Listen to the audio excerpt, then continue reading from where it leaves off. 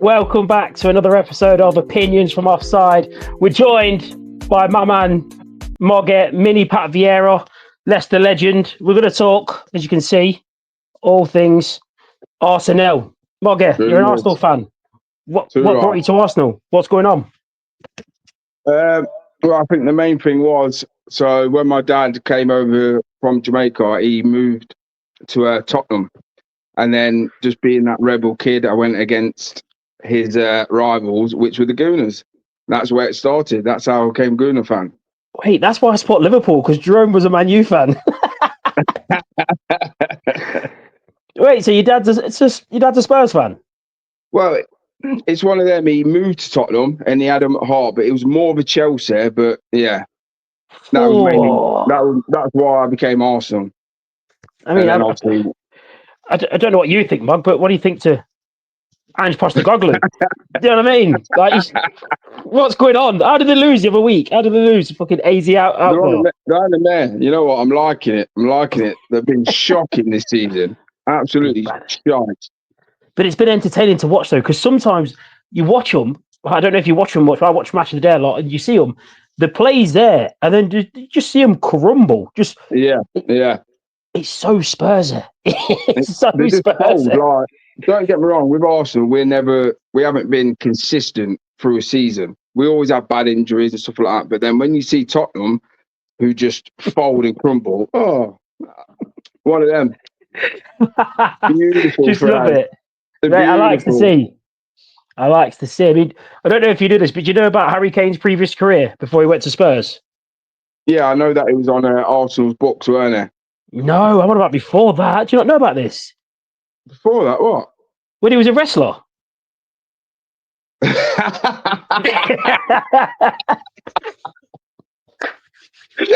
Harry Kane was a wrestler, mate. Harry Kane. That is Harry, isn't it? That's a real wrestler. I still don't even know who it is. That's a forehead. Beauty. That is a killer. That's a killer. Fair enough. So that's the reason for the Arsenal then. So yeah, that's the main reason for it. And then, like I say, growing up our era, so it was Man U. They were good. Obviously, Barca, Real, and then Arsenal. They've always been a good team, but they've never. How can I put it? Achieved never hit the heights. Lot. Yeah, they've never achieved a lot. They've always been thereabouts, but they've just been that not so near team all the time. Until Wenger came, changed it all. Yeah. I think we could have won more when Wenger was there. We could have done a lot more. But I don't know. It can be frustrating being the Arsenal fan. But we do play good football. We have a lot of possession, but then it's just the goals. It's just the goals. That's very true. So I'll throw that out to you then. So do you think, like from your opinion then, do you think it was more Wenger underachieving because he was constant on about youth players? I want to play 15-year-olds, 16-year-olds. I want to bring these young players in. Or was it more the move to the stadium? Didn't that restricted him a little bit in who he could buy and who he could bring in? Yeah, I think the move to the stadium, because what you need to remember, Fraz, when we moved to that stadium, we didn't do a lot of signings or like. It's because I feel like it was just balancing the books. I don't think we've rarely ever been in the red that much. You know what I mean? We've never really been that much debt where, Arsenal, they owe this much out.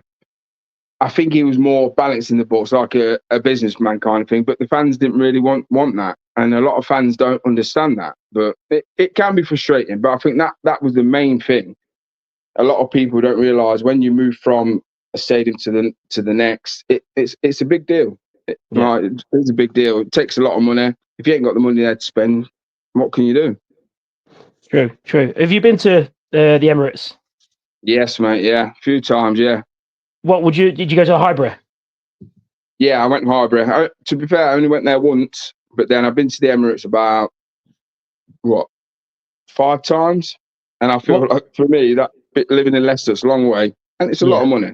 It's a lot of money to try and get tickets, and it can be hard to get tickets. But yeah, I tell you what, Emirates, great ground.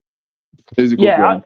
I've been. I won tickets through work once, and I went to watch the Arsenal Barca game where Fabregas broke his leg and took the penalty. Oh yeah. Got two goals in the second half. That was a good game. That all I seen for the first half was PK's back. That's all we seen because he just constantly had the ball, just knocking it, and fucking hell, just it was funny to watch Arsenal dominate possession in the Premiership, and then just be absolutely dominated possession wise, like for Spain. But that's what the Spanish teams do. It Yeah, yeah. was mad to So, watch. like, So back then, like I say, we have a lot of possession. And when I was growing up, it was more like I say, Barca. They're the kind of team that had the possession. It was like we was trying to be them. yeah, But then now it's like we're on that par with them. But we just, yeah, I don't know what it is, Braz. I don't know. Can be frustrated being the Arsenal fan. Very frustrated. could be worse. Could be a Wobbies fan. Up the Wobbies. Of the Wobbies. Fucking hell. That my last year playing for the Wobbies. Second in the league, second in the cup, second in the cup. Then knocked out the cup with that fucking worldie from a centre back, 25 yards on the angle. Bar it in. Yeah, best I've ever seen. Like, out of this world, mate. Why? If I'm in this team, I'm going, why are you shoot? That's a Vincent Kompany. Like, don't shoot. Don't shoot. And he's just gone outrageous to take us to pens. But killed us. Absolutely killed us. Done us. I mean, if Andy T's in goal, I think he's picking out top bin. But, you know. Well, I don't know. I don't know. You know, just put a few pounds on. Hey, yo, go. Oh. Get it in, reeled in. He'll love that. He'll love that. Should we tell him what we're going to do? So, no, I didn't say it. I didn't say it to him. So, for anyone who's listening, right, guys, we were going to have another Arsenal fan and we're going to have an Arsenal off. And what me and Ashley had gone to do, we were going to mug him off. So I've got questions. I was going to go, right, ask a question. It was going to be, who's Arsenal's record goal scorer in the Premier League? Thierry Henry. Easy. Then we're going to ask Andy, your question is, what 11-year-old did the design for the Gunnosaurus Rex? And that would have been Peter Lovell. We were going to make it out so easy and give him loads of abuse, but yeah, he's got other commitments, unfortunately. So we'll let him off. We'll let him off. So talking about now, then, Ashley. Feels weird when you Ashley. Smog it. Yeah, mini Pat. Yeah. Is the title race over? Are you out of it? Yeah. To be fair, I think it was done about 2 or 3 games ago. I feel like Liverpool, they've been strong. They have been strong. Like the other night against PSG. PSG, absolutely, all of them. Alisson playing the blinder, and then the coming sneaking with a Harvey Elliott goal. It just seems like it's their year. See, when we was in that position where we was firing and things were going our way, Man City ended up going on something like a 17-game unbeaten, and that's what killed us. And the fact that Man City have not been that good this year, and we've been pretty much the same, bit inconsistent. I feel like it's just been in Liverpool's hands. That's how. But they have, like I said, they've lost 1 game. That's it. So I think it's out. I think it's done. You think? Well, as a Liverpool fan, I think we need another 7 points to get in front, and then we'll consider it. Like, it's different when you're in front. It's difficult. It's never ever you think 3 games we drop points to say 3 teams, which is easily done. You're back in it, but I can understand where you're coming from. It's difficult. Yeah, I understand what you're saying, but then now you say you drop them points on 3 games, but then we've got to win them 3 games. Yeah, that's the only thing. Like the other night when we played PSV, yeah, we was good. But then PSV ain't amazing. But then we actually wanted to score. It looked like we wanted to score. We attacked like we always do. But yeah, we wanted to score. But we're not consistent. We don't do that every game. Yeah. And I don't feel like we can go the end all this season now without losing the game. Do you know what I mean? So I feel like that's why it's done. That's what I feel like. We've got you on May the 10th. I think by then anyway. I think it's going to be done anyway. By then.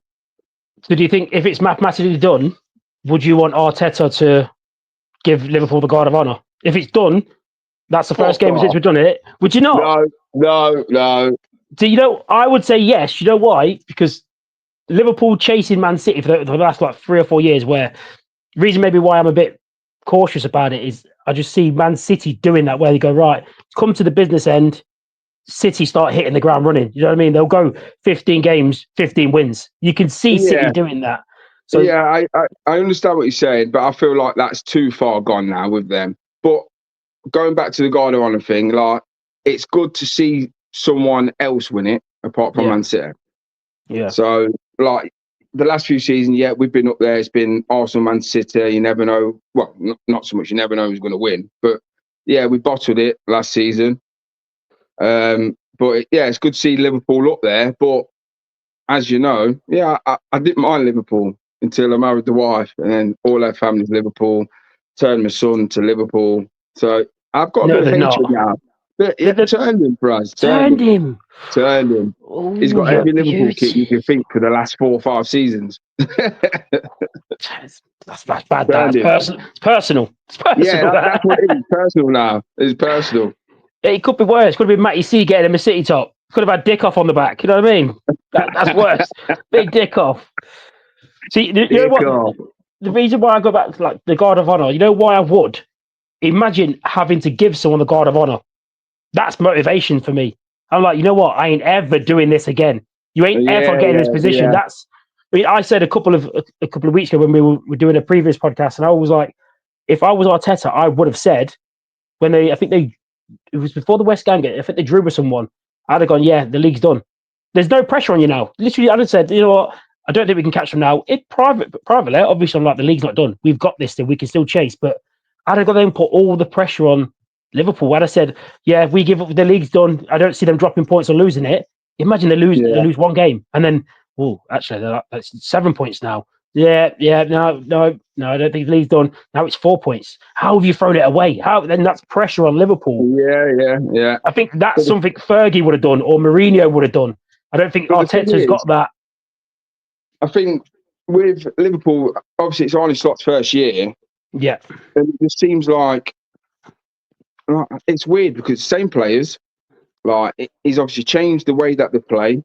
They just look a whole better team. No matter what pressure you put on them, no matter what you say, no matter what you do, they just seem to get the results. They get through the games. And that's what does me head in even more. They're just... Yeah, I have to give it to them, Fraz. I have to give it to them. They're doing well. Hook or crook, innit? You've got to do it by hook or crook. That's what you're going to do. That's how you can do it. So we think... We have had... Well, same as every season, but we do get a lot of injuries. And this season has been bad. To be fair, Liverpool have had injuries, but literally I got to a point, I think we had 9 first-teamers injured. And then you don't go and buy a striker. What do you expect? You can't expect a challenge for that. See, I was going to say that. So would you put this down to Arteta's naivete? Because he let Eddie Nketiah go to Palace, took the 40 million. Yeah. When to get a striker, you can't really get a top striker for 40 million for what you want. You know what I mean? So should he have, in January, have gone to get Sesko and put the money? You know what? Let's put the money where it is. Let's go and get Sesko. Yeah. See, that's what we need to do. When it comes January, obviously at that time, it's hard to get a striker because teams are halfway through the season. Yeah, it's hard to get one at that time unless you pay big money. And it's not something that Arsenal really do. Yeah, we've done it twice. Rice, 100 mil. To me, great buy. I ain't even going to 72 mil on the plot. I ain't even going to mention it. But apart from that, they don't really do it. But we needed to.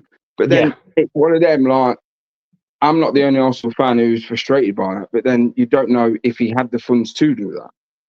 And who's available at that time. It's like when they tried to go for Ollie Watkins. Yeah, they should have paid it a little bit over the odds because we needed that kind of striker. See, I thought that was crazy because if you know, I mean, we knew Michael, who does the podcast with us as well, he knew already, he had the inside knowledge. West Ham put the bid in for John Duran, but they knew that's not going to get him. It's 70 million upwards and Saudi teams are looking at him. Why didn't Arsenal go and get John Duran? For 70 odd million, a 21-year-old, but you're offering 50 for a 29-year-old who's probably got 2 years in him before his legs start to go. Yeah. Duran would have been, to me, a much better signing. If you're going to go and get a Villa striker, and Villa are saying we don't want to sell Watkins and Duran, we've agreed to sell Duran. All right, what you offer? What's Duran for? Yeah, go and get Duran. He's 21. He's only going to get better. Yeah, you can't compete with the wages in Saudi, but you know what I mean. There's a chance for you to go play for a team that's fighting for the league. I think that's crazy not to do I that. feel like with the Duran situation, I don't know a lot about it, but I don't know. To me, it felt like it come a little bit out of the blue. Like Saudi came in, bang, we'll pay you this, and it was gone. I don't feel like he was available for other clubs. Do you know what I mean? I don't think he was like up for grabs until Saudi come in with a silly offer, and they were like, "Yeah, we'll take it." Do you know what I mean? Yeah, well, what we've heard of that West Ham asked how much they wanted for him. They said they wanted 70 odd million, and then they've come in with like a 50 million bid, knowing full well it's going to get rejected. It was just more of a, from the information we've got, it's just more of a show. Oh, look, we're trying to buy players, when really you're not, because they want 70. If they want 70, you offer 50, you're going to say no. That's basics. Yeah, yeah. So yeah, we knew he was available. Say hello. Go on. So yes, we knew he was available. But then I go back to the injuries part. Arsenal have just lost their striker to Man U. That is it Chibiodo? Oh yeah. They reckon he might start against Arsenal on the weekend. Why didn't Arteta play him? He left because he wanted first team chances. Why did Arteta not give him the opportunity? What's the point in having a youth system when Arsenal are known really well for developing youth? If you're not going to try them. Yeah. See, I understand what you're saying, because all I kept seeing is, oh yeah, he scored this many goals this week, that many goals. It was firing, and then I didn't really get it when they sold him. I didn't understand, and then with Arteta, yeah, he does like to give the youths a little try. Like I can't say his name proper. And Yamwe. Wanyera. See, told you. Sounded like Weggy then, didn't I? See, 1 year, 17-year-old, like, he's amazing. He's a really good player. But like you said, if we're struggling for a striker, we've got reserves, we've got under 21s, we've got under. Why not bring one of them in to give them a chance? So like last time against PSV, we had one on the bench, 7-1 up. Why don't you bring him on? Give him a chance, see what he's like. You know, I don't get it. I don't get it, Praz. That's crazy, especially because you played at a good level of football. You understand, especially playing with people, they can look good in training, but then on a pitch, they can look completely different. We've obviously both played with players where you think, in training, you think, who the fuck is this guy? You're dog shit. Yeah, and then when the game turns up, you're like, who the fuck are you? Where's this come from? So we both see players. I bet there was a lot of people that thought that about me. Like, thought, you never went training. You never went training. Exactly. You turned up in the game. No, not with them knees. You ain't going training, bro. Play the game. Get me check. See you later. Take the money and run. Take it and run, son. So, just going back to Arteta, then, do you think that he missed the trick with the free agents?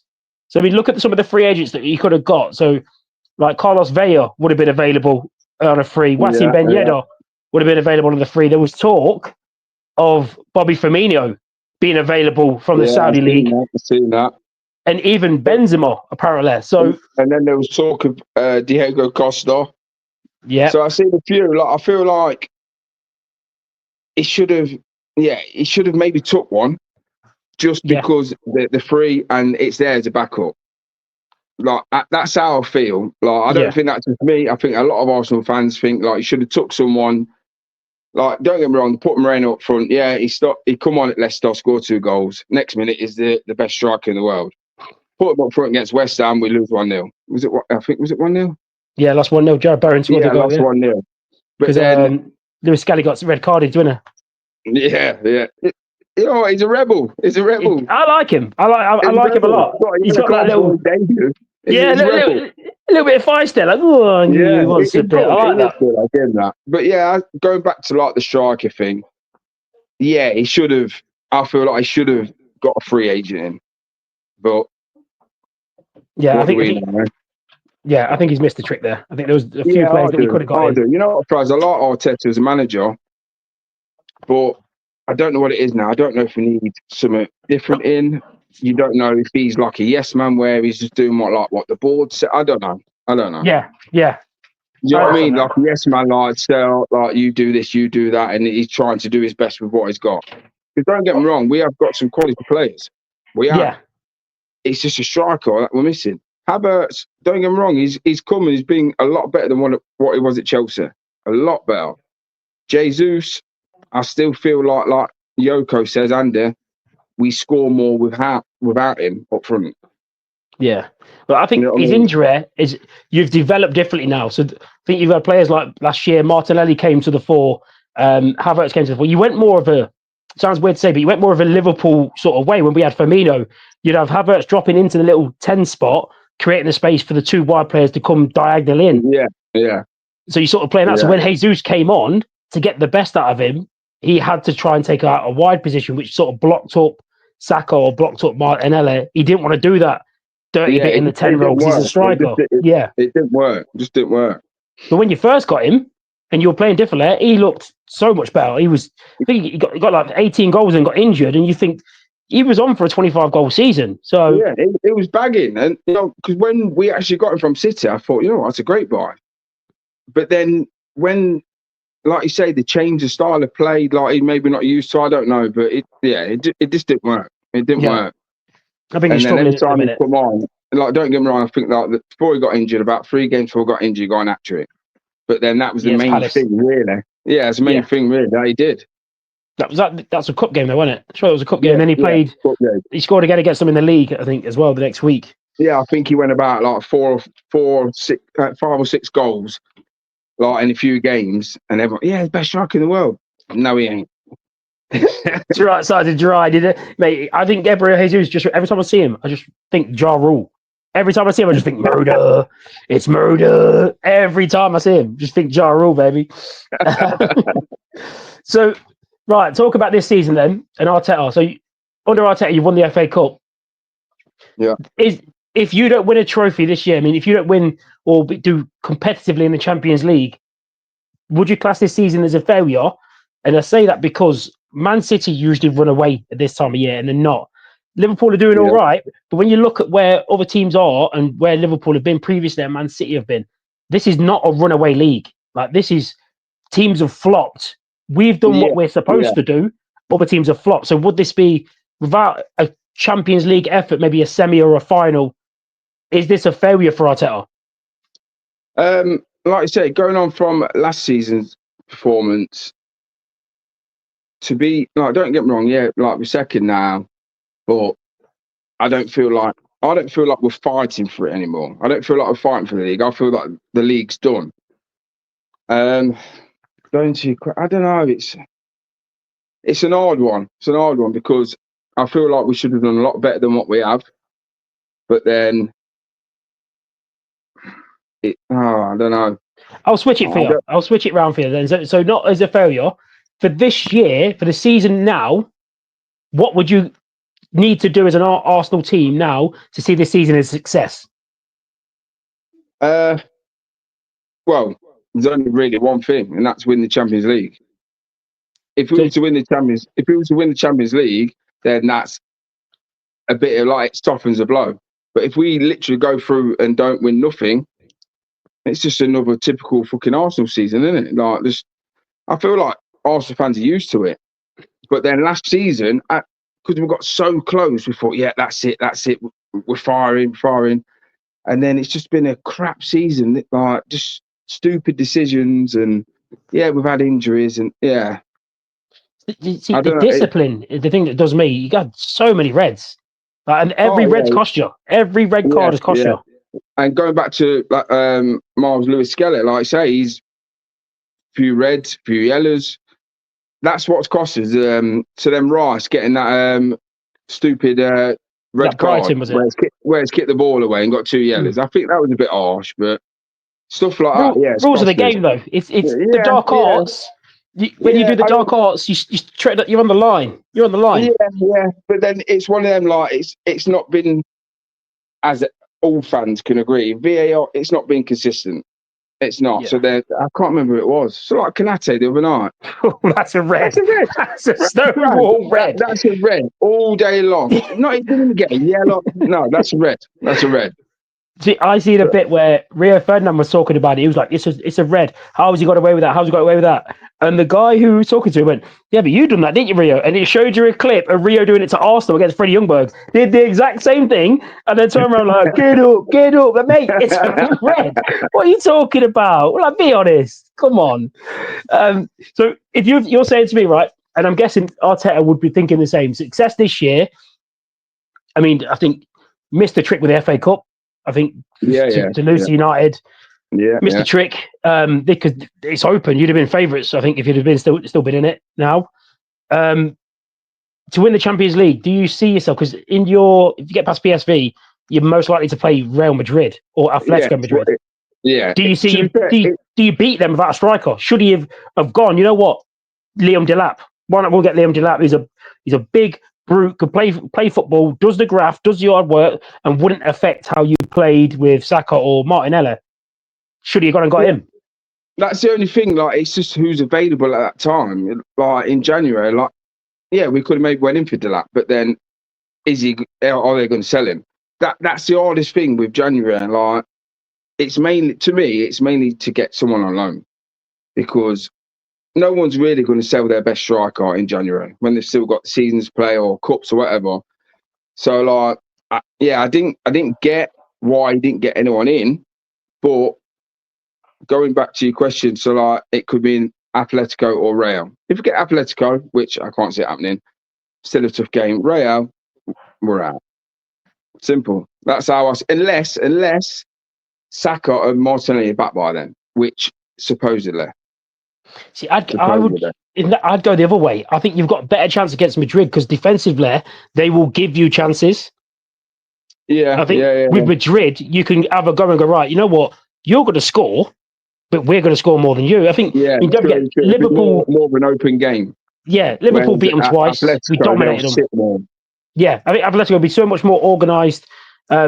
We beat Madrid and they didn't look great. Vinny was handled by Conor Bradley. Mbappe didn't really do a lot.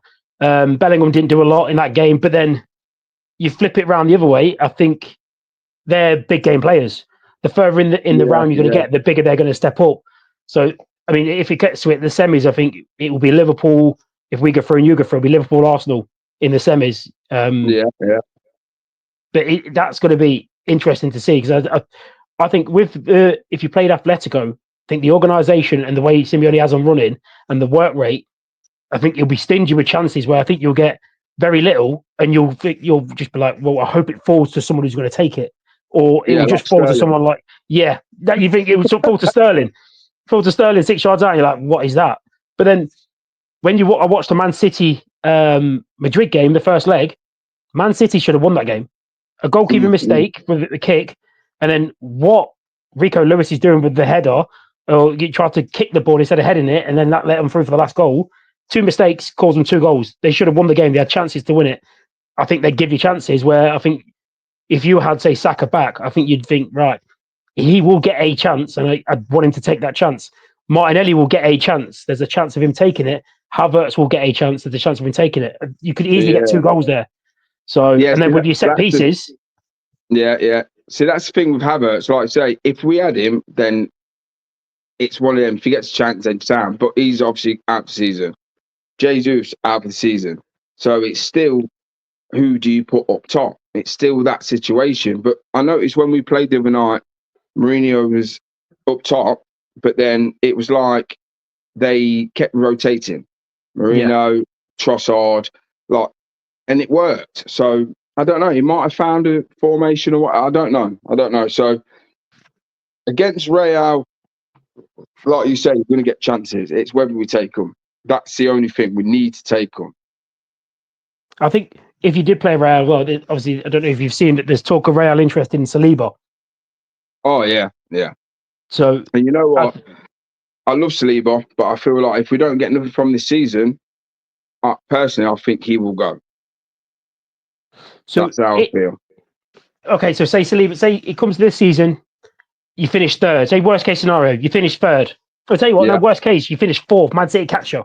Forest are above you. Man City finish 2nd. Forest finish 3rd. You finish 4th. Or you had to fit Chelsea, pip you at the death. It doesn't matter. Top 5 gets Champions League. So you're in the Champions League. but you get knocked out in the next round by Atletico Real Madrid. Season's over early doors. Saliba says, right, I want to go. Yeah. So if Saliba goes, do you think you can keep Saka? It's one of them, because being an Arsenal fan, I just feel like, I don't know if it's naivety, but I feel like Saka's got the Gunners at heart, so I don't feel like he'd fuck off. I can say the same about Trent. Yeah. And that's how I feel. But then when I was on about it with my brother-in-law, he's a Liverpool fan, and he was on about, him. Trent, it was like, Trent ain't gonna go. I went, yeah, but what you got to remember is he's same age as you, so he's a bit younger. Growing up, Real Madrid, Barca. Wait. That's a yellow. He's the same age as you, but a bit younger. Not you. I meant him. Same age as him. Because I was talking to him. That's a yellow. He's 32, so he's a little bit younger than him. So what I said was, like, wait, that still don't make sense, right? I'm not letting that go. Is you saying he's the same age as you, but a bit younger? How is he? Explain that bit. Brad, it's Stella. It's the Stella. You know what I meant? So, like, growing up, Barca Real were amazing teams, and if they came in for you, you'd be buzzing, and you'd want to go to that team. I understand he's a Liverpool diehard, but if Real's coming in for you and want to pay that big money, you're going to go. So if someone big come in for Saka, I don't know. I can't see it, but that's most of what he thinks about Trent. I don't think he'd go. I'd like to think not, but... Do you want me to tell you the story that was a couple of years ago? I feel like Saliba would, though. Yeah, I think Saliba would go. Real need centre-backs at the minute. There was talk of Real trying to get Virgil on a free, Trent on a free, and Saliba to pay for. That was their plan. Apparently. Because originally they also wanted Alphonso Davies on a free transfer, but he's decided to stay at Bayern. Because I remember there was talk of Liverpool interested in him as well, but apparently we're looking more towards Kirkez and Robinson now at left back. But if they go for, like you say, they do go for the Van Dijk, Trent, and Saliba, then you can't argue with Real Madrid. No, Champions League's over. Yeah. So here, I don't know if you know, it was 2 or 3 years ago when they were talking of Salah leaving Liverpool the first time. His contract was expiring. Teams wanted him, blah, blah, blah. Apparently, the deal was we'd agreed a price with Arsenal for Saka. Okay. We'd agreed an 80 million price for Saka. Saka was happy to come, but it was a deal based on if Salah left. If Salah left, Saka was his replacement. Look at Liverpool's situation now. If Arsenal do have a bad season, can you honestly say you could turn down Liverpool coming in for him? The only way we can do that is if Arteta would say to Saka, look, we've got this amount of money and we're going to go for this player, that player. If we don't get this player, that player, then if you want to go, then go. They've got to promise him something. They've got to bring in big players. Like how you say, well, we need a striker, but we've got to bring a big striker. So like, Sesko's the main one they're talking about in there. Sesko, and then you've got fucking, I don't know how people expect, Isaac. I don't say Isaac. Isak. I'll say Isak. So Isak, even like I say, Watkins. We need to bring someone in like who's an out-and-out striker. So here's one for you. Just we'll move on after this one. But do you know in January that Arsenal were offered Danny Welbeck on loan, and they said no? No, to be honest, I didn't know that. Danny Welbeck was offered to Arsenal and Man United on loan in January, and both teams said no. And Welbeck's had a great year. The way he is, back to, I know he's more of a United player, but he knows Arsenal, the club. Good player. I mean, had his injury issues, but he would be doing absolute bits for you now. He would have been able to play in the Champions League. Yeah, like I say, it's just a striker. Like he's a bit like Nketiah. They're about same kind of player. So yeah, they let Nketiah go because we had Havertz and Jesus, but then obviously they got injured. So you'd like to think, let's bring someone in. But yeah, I didn't know that. That's the story. So as a footballer, Mogger, if anyone who doesn't know you were baby Pat Vieira on the Leicester line. Just used to stride past. at Yeah, 14 with size 14 feet. Used to glide like Sartre Bob. So, as an Arsenal fan, I'd love to know. So, if you could have the choice, you're picking your midfield partner to get the best out of you. They're going right. We've got the Arsenal team all around you, but we want you to pick who's your centre midfield partner, who's going to bring the best out of the footballer as Baby Vieira. Oh, it's a tricky one because, don't get me wrong, so I love Ødegaard. Ødegaard, for me, I'd say is one of the best midfielders Arsenal have had. So I like Ødegaard. Rice, I like Rice's work rate, but then I feel like that was the same kind of player as me. So if you're on about to partner with me, I'm a Black Rice. I'm a Black Rice, Brad. I'm a Black Rice. Uncle Ben. Uncle Ben. Mate, at best, you period rice. I'll give you that. No, but put it in the bag. 2 minutes. Bing. No, but I like Ødegaard. I don't know. It's a tricky one, that. I mean, I would have thought you'd have gone, personally, just obviously playing with you, where you can stride from deep. I'd have thought you'd have gone for either a Petit or a Gilberto Silva. Because they would have freed you up to go forward, do the stride, and basically, I'd have thought, in my head, what brings the best out of Vieira would bring the best out of you, because you played in a similar sort of manner and a style. So I'd have thought a Petit, a Gilberto Silva would have brought the best out of you, because it brought the best out of Vieira. Yeah. Like you said, I see what you're saying with that. But then, so obviously Petit, Silva, a bad boy. But then I like Partey. I know, we all know you like a Partey. No, I like a Partey. I know you like a Partey. No, but I like the role that he does as well. So let's go for. See, I think Partey's been given a bit of a harsh deal by Arsenal myself. I think he's come in.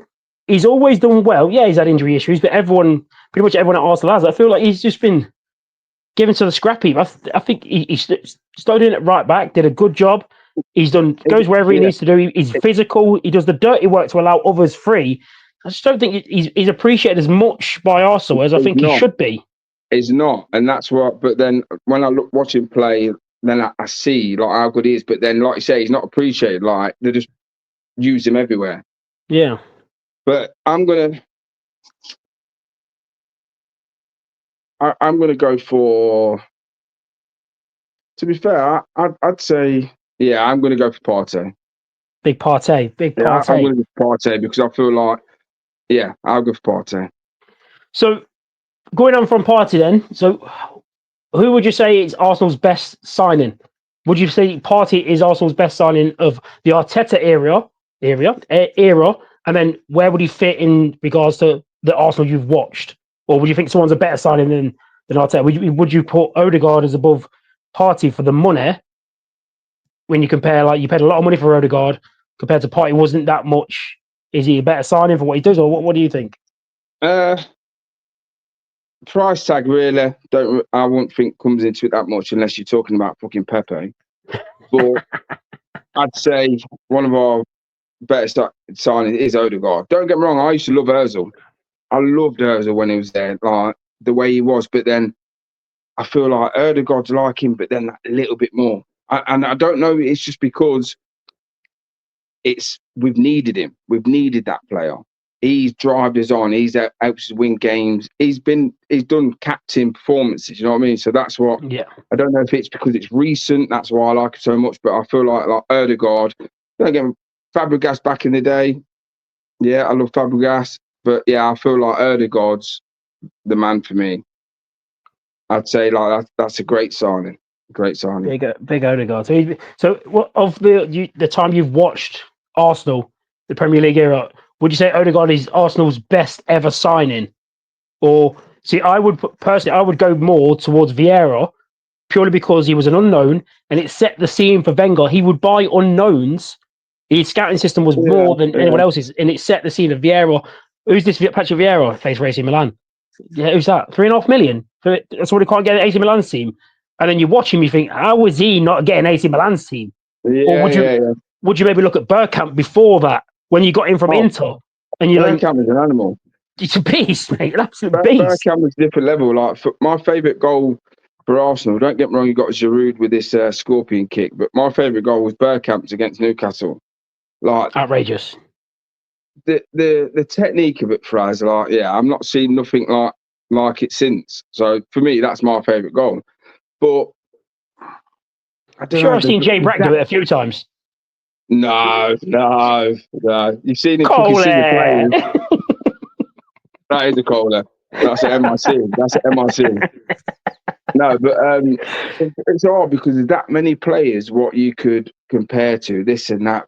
I'll just go with what I feel comes to my head first. Yeah. You know what I mean? So I don't know if because it's relevant, like they're here now, but yeah.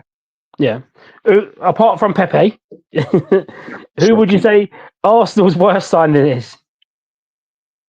Bentner was shit. Yeah, but he sort of came for your youth, didn't he? He wasn't really a signing. You had him for your youth team, loaned into Birmingham. Lord Bentner, sorry. Lord Bentner, let's get it right. Lord.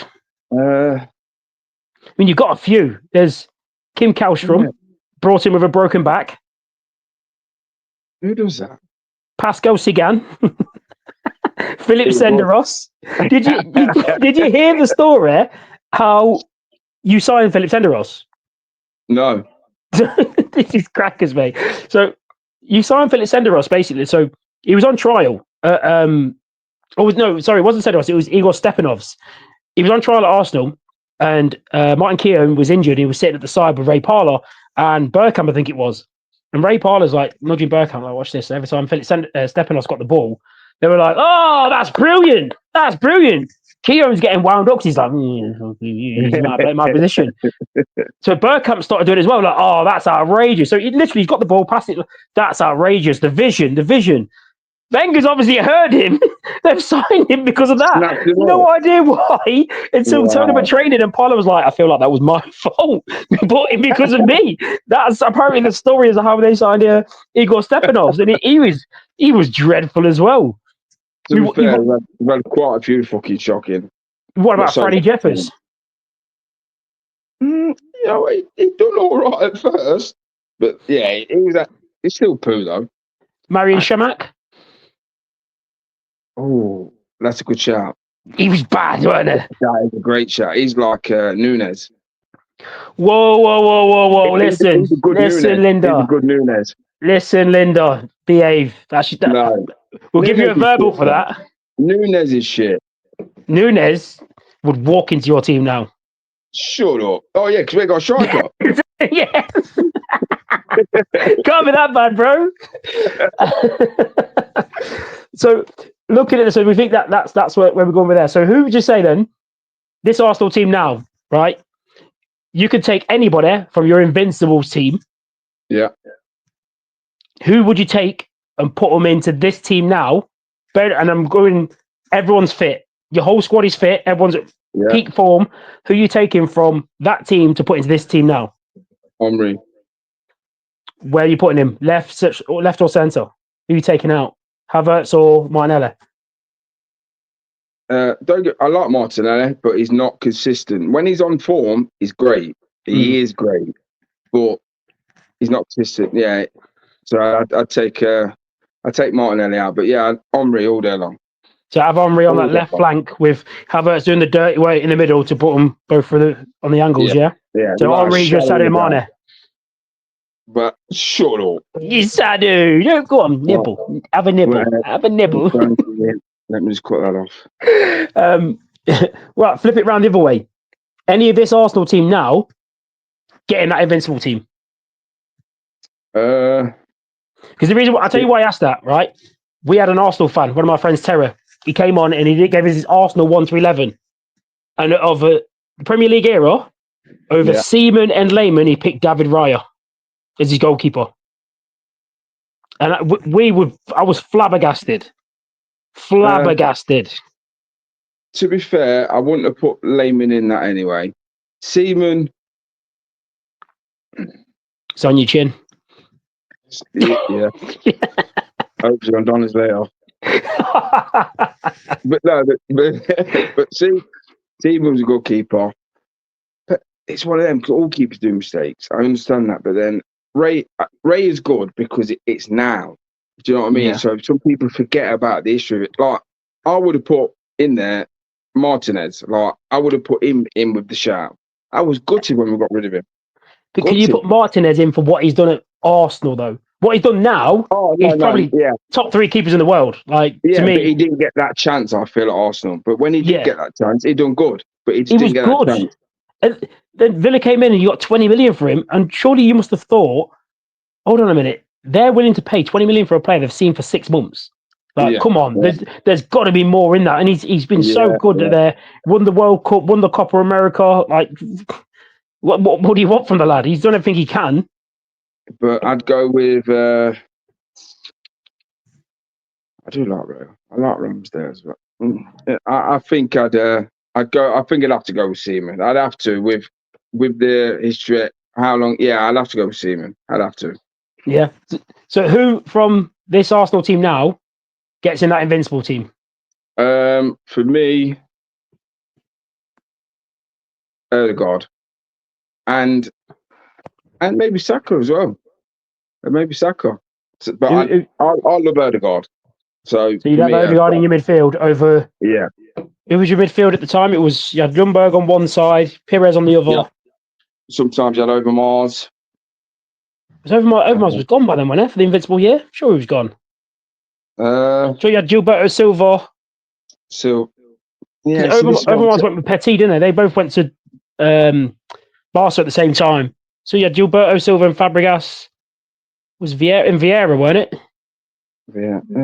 Yeah. So I'd take. To be fair, I'd have Odegaard over Fabregas. Would you? Yeah, I would. Bold shout. I think as a footballer, Odegaard's better. But for what Fabregas did at the time, Fabregas for some of his visions of passing, so good, so good. Yeah, it was. He was good at that. But then I feel like Odegaard can control a game a lot more. Yeah. I just rate him. I just rate him as a midfielder. I think Odegaard can look good in any team, while Fabregas looks good in a good team. Yeah. That's what I'd say with that. There's certain players you think the better around them that look great. Yeah, Odegaard, you can put him in a team and he could shine. Whereas Fabregas needs, I feel like, other players around him to shine. He doesn't have that. Yeah, I'd go with Odegaard. Yeah. So I've got some questions for you from Michael, who does the podcast with me.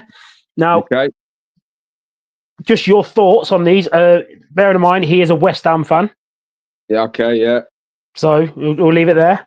First question for you. Whoa. We'll have less of that around these ends.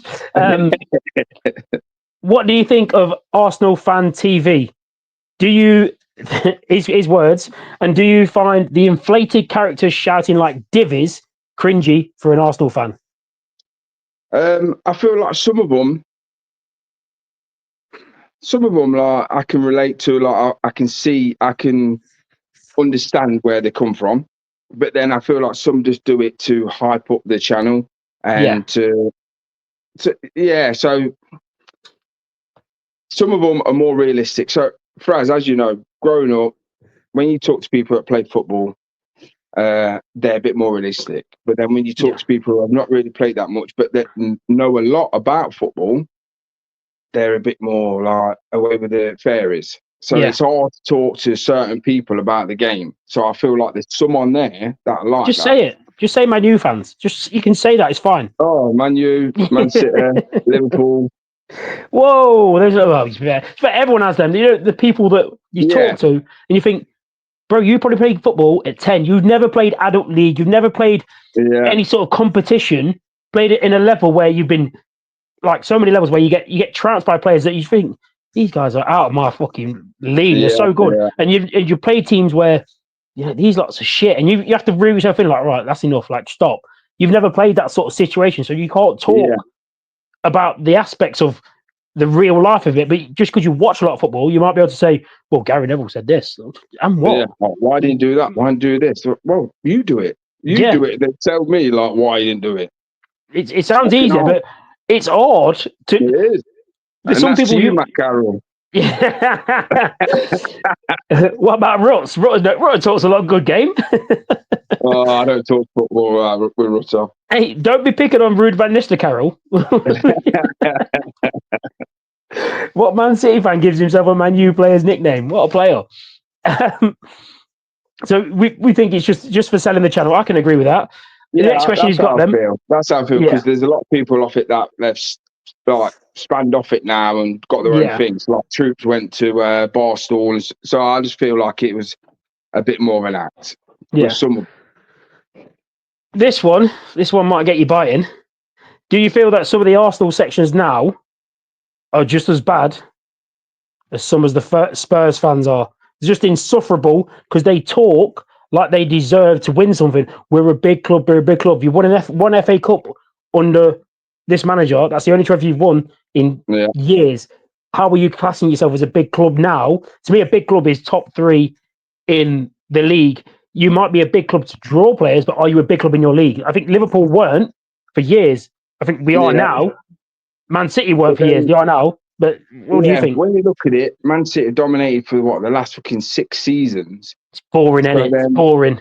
Yeah, so then you've got to look at the other teams that are up there competing with them. And Arsenal have been up there. Liverpool have been up there. So really, it's not like... It's an hard one. You can't say who's a big club and who's not, because it's been dominated by City. So if Arsenal fans say, yeah, we're a big club, yeah, we are a big club in a way, but we ain't won shit because Man City dominated. And I'd like to feel like we're a big club, but like I said, we ain't won them. One fuck all. Like Man U, got Man U fans. We're utter. Yeah, we're a big club.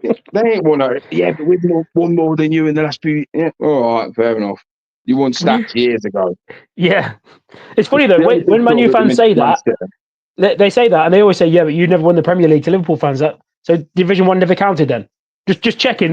So you know the facts, yeah? Because you're saying, now we've won more than you. Yeah, but have you though? Because the Division 1 never counted before. Oh, Champions League doesn't count. You don't even win the league to get there. Yeah, but you haven't won it. In years, you've won it once. All right, twice. So, like, come on, play the game a little bit. Yeah, so basically what you're saying is Arsenal fans are not Spurs, but some of them are a bit Spurser. Yeah. Listen, I'd say so. He'll give you a rock bottom if you don't agree. It's a great one, isn't it? I've got 2 more questions for you from Michael. Yeah. So with what happened with Unai Emery, any regrets on Arsenal fans who were hounding Wenger to leave towards the end? Do you feel a bit of regret the way that Wenger left Arsenal? I just think Arsenal fans got frustrated for how long he was there, and the fact that he weren't spending. Like, it's a tough one. Like you say, he was doing the stadium at the same time, so he didn't have much funds. I think Arsenal fans just had enough and wanted a change. Got the change and thought, shit. Yeah, grass ain't always greener. Yeah. So I think some of them might have regretted it, but they feel like they needed change. So like with Arteta, I feel like he's got maybe 1 more season. If you don't do nothing next season, then we need that change. That's how I feel. I feel like he needs to spend and then give him 1 more chance, and then that's it. Well, I remember a couple of years ago there was the whole trust the process when they were talking about getting him out.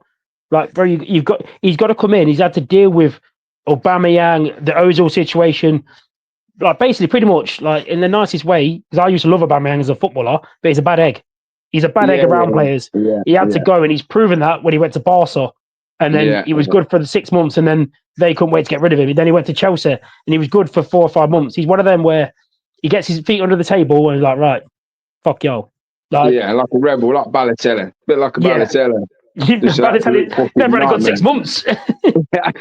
Balotelli was one of my favourite players until he was at Liverpool. Like, you used to love watching him from afar. Like, he's brilliant. Look at him setting fireworks off in someone's kitchen. Go on, son. Like, love that. Driving around a camoed fucking Ferrari around Manchester. Go on, son. Last one for you then, Marky, my son. He's definitely going to try and get a nibble out of this. Pre-warned. Is Arteta just Pepe's water boy, or will he ever calm down long enough to win anything? Now, the reason why he sent me that, because he did send me a voice note to describe it.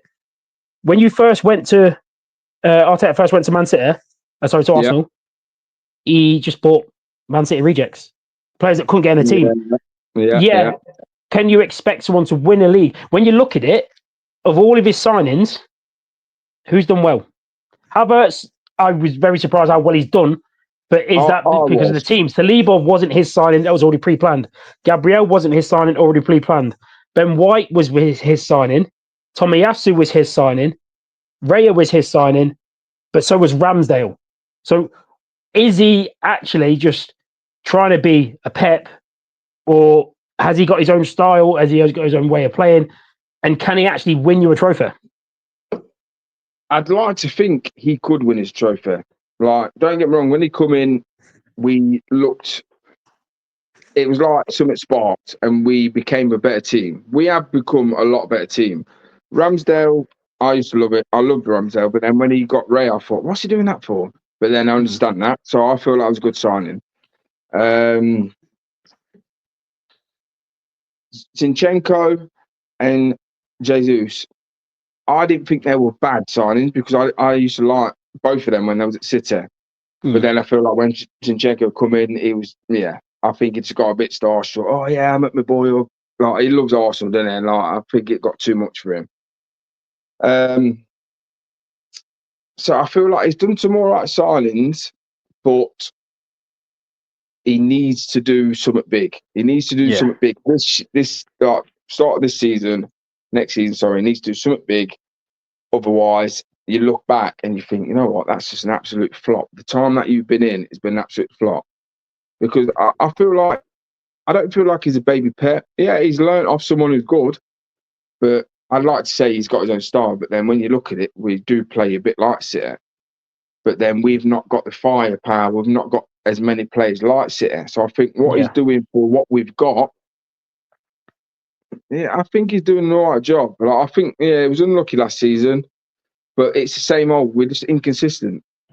That's how it's always been. We're inconsistent and we always get injured all the time. See, I look at it as the same as with Arteta. I think he's in a position that Klopp was in. The difference is Klopp was winning cups competitions as well. Yeah. And then when he finally won the league, that was it. He went from he's winning trophies, got the Champions League, got to 2 finals, and then went from there to like he's won the league. He's done what no other manager be able to do with Liverpool. So I think if he doesn't get some trophies in the bank, either say a good showing in the Champions League this year, and he's got, I think, why I don't understand why so many teams take the Carabao Cup so lightly. It's the first trophy you can win. Go and fucking win it. It's still a cup at the end of the day. No matter what cup you're in, when we were playing, no matter a cup's a cup. Yeah, exactly. You've still got to beat these teams to win the cup. Unless you're Harry Kane, then the Audi Cup doesn't count.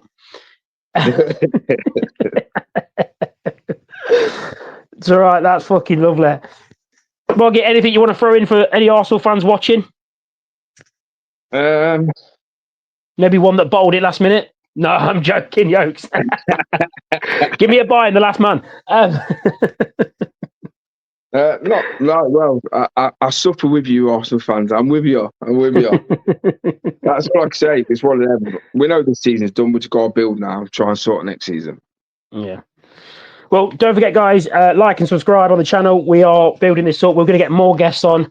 Moggy will be back to give us his version of Arsenal's. We'll talk transfers. We'll talk general football. Back sober. No, I don't want that. I don't want sensible talk. Behave, grow up. There'll be shots on the table. I was going to ask you, Moggy, if you wanted to come back on when we're going to do a little thing. We're going to talk total footballers about building the ultimate Premiership team. I'd love to know your favourite midfield pairings, your top 3 midfield pairings. So give you a chance to have a think about that. But until next time on Opinions from Offside, guys, we will catch you later. Enjoy. Have a good one, Moggy. Thanks very much for joining. Sound press. Thank you. And we'll see you next time, boys. See you later.